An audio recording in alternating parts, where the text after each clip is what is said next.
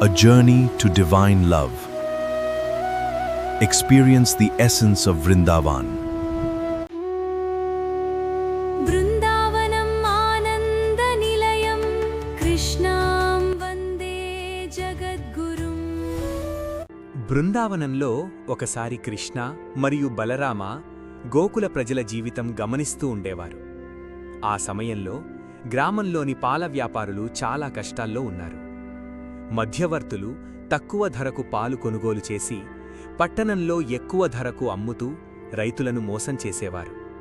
ఒకరోజు ఒక వృద్ధ గోపిక బాధతో ఇలా చెప్పింది, కృష్ణ, మా కష్టమంతా వాళ్లు తీసుకుంటున్నారు, మాకు సరైన ధర రావడం లేదు.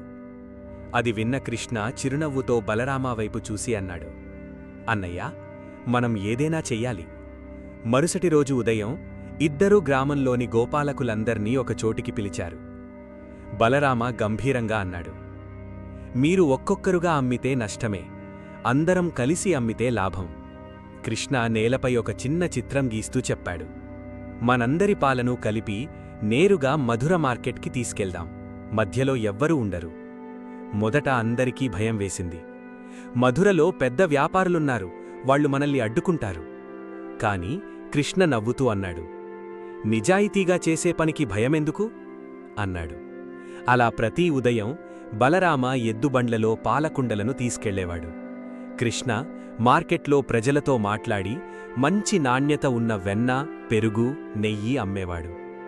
కొద్ది రోజుల్లోనే మధుర ప్రజలు ఇలా చెప్పుకోవడం ప్రారంభించారు, బృందావనం నుంచి వచ్చే పాలు స్వచ్ఛంగా ఉంటాయి.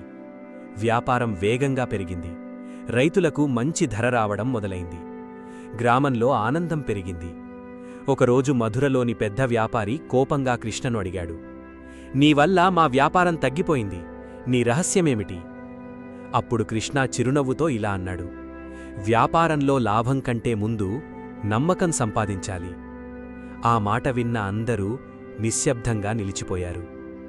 కొన్ని సంవత్సరాల తర్వాత బృందావనం పాల ఉత్పత్తులకు ప్రసిద్ధి చెందింది.